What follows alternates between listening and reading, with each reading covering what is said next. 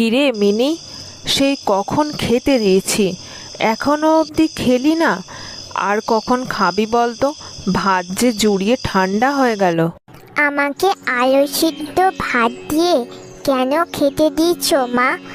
বাবা যে বলেছিল আজকে আসার সময় একটু মাংস নিয়ে আসবে।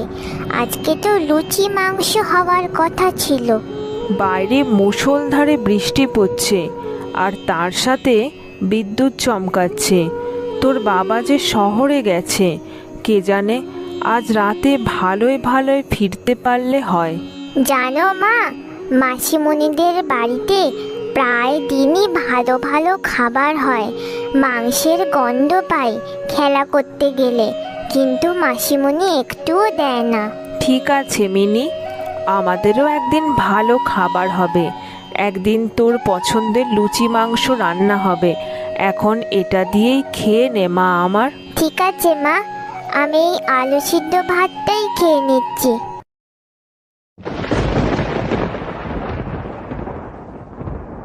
শহর থেকে ফিরতে কত দেরি হয়ে গেল। আসার সময় ফসলের চারাটাও নষ্ট হয়ে গেল।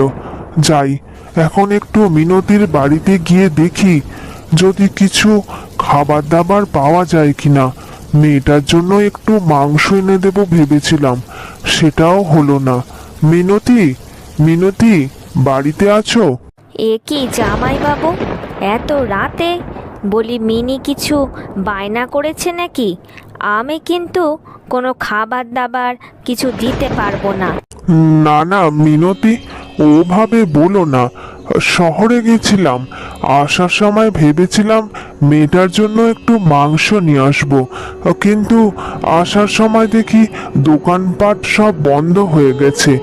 তাই ভাবছিলাম একটু হাঁসের ডিম যদি থাকে আজকের মতো মেয়েটাকে একটু খেতে দিতে পারতাম। না গো জামাই বাবু, ঘরে সেরকম কিছুই নেই। আর দেখতেই তো পাচ্ছ কিরকম ঝড় বৃষ্টি হচ্ছে। আমার স্বামী আজ বাজারেই তো যেতে পারিনি। ঠিক আছে মিনতি, আমার আর তোমার দিদির জন্য কোনোদিন তো কিছু চাই না। ছোট মেয়েটার জন্য বড় মায়া লাগে। কি আর করব, গরিব হয়ে জন্মেছি, যেমন সামর্থ্য তেমনই খাওয়াবো। আজ তবে আসি। চাল নেই, চুলো নেই। দিদি যে কেমন একটা ঘরে বিয়ে করলো, এখন প্রায় দিন এসে আমাদের কাছে এটা চাই ওটা চাই। আজ তো আমি নাই